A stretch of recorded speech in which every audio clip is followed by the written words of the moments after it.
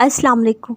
तुम्हारे आंसू जो तुम्हारी रूह में उतरते हैं पर किसी को दिखाई नहीं देते, वो अल्लाह पाक देखता है। वो तुम्हारी तकलीफ़ से बेखबर नहीं है, तुम नहीं जानते, लेकिन वो तुम्हारी हिफाजत किए हुए है।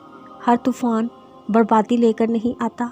जैसे हज़रत नूह अलैहिस्सलाम के लिए तूफ़ान हार नहीं बल्कि जीत लाया है, वैसे ही तुम्हारी आजमाइश तुम्हारी जीत बन जाएगी। आगाज़ में चोट है तो इख्तिताम में शफा बन जाएगी। वो तुम्हें ऐसे नवाजेगा कि नमाज़ों में तुम्हारे गिरने वाले आंसू अल्लाह पाक की रहमत पर हैरान रह जाएंगे। वो जो तुम्हारा नहीं उसकी दूरी पर तुम्हें मुतमिन कर दिया जाएगा, और जो तुम्हारा है वो तुम तक पहुंचा दिया जाएगा। खामोशी एक अजीम नेमत है, ख़ास तौर पर उस वक्त जब इख्तलाफात ज़्यादा हो, आवाज़ें बुलंद हो, इल्म की कमी हो, दलील की कोई औकात ना हो।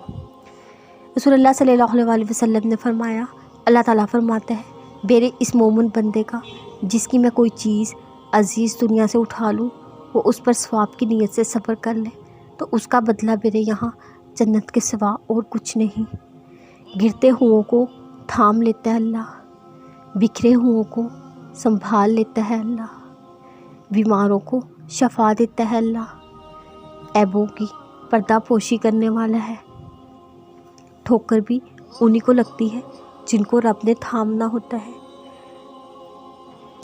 जब अल्लाह सुब्हाना ताला किसी बंदे को अपने करीब करना चाहते हैं तो उसे ऐसी चीज़ की तलब में लगा देते हैं जो उसके नसीब में नहीं होती, क्योंकि जब वो चीज़ या वो इंसान उसे नहीं मिलता, वो रोता है, ज़ारो कुतार रोता है, अपने नसीब पर रोता है, दुआएं करता है, रोज़े रखता है, नमाज़ पढ़ता है। जब सारी कोशिश करके हार चुका होता है तो उसी वक्त से अल्लाह का कुर्ब हासिल हो जाता है।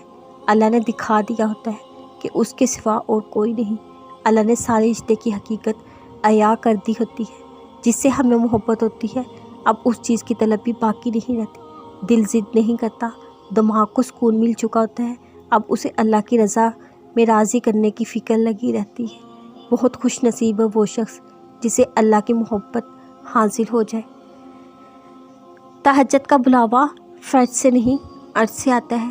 तहज्जुद का सजदा उसे ही नसीब होता है जिसे रब चाहता है। तुम सब्र के साथ उसके फ़ैसलों का इंतज़ार करते रहो। अल्लाह बेहतरीन रास्ते बनाकर तुम्हें तुम्हारी मंजिल तक पहुंचाने वाला है। दुआ कबूल होने में देरी का मतलब हरगिज़ नहीं होता। आपसे अल्लाह नाराज़ है, दुआएं कबूल होने का एक ख़ास वक्त मुकर्रर होता है, और यकीनन आप लोगों की दुआएं सुन ली जाएंगी इंशाअल्लाह।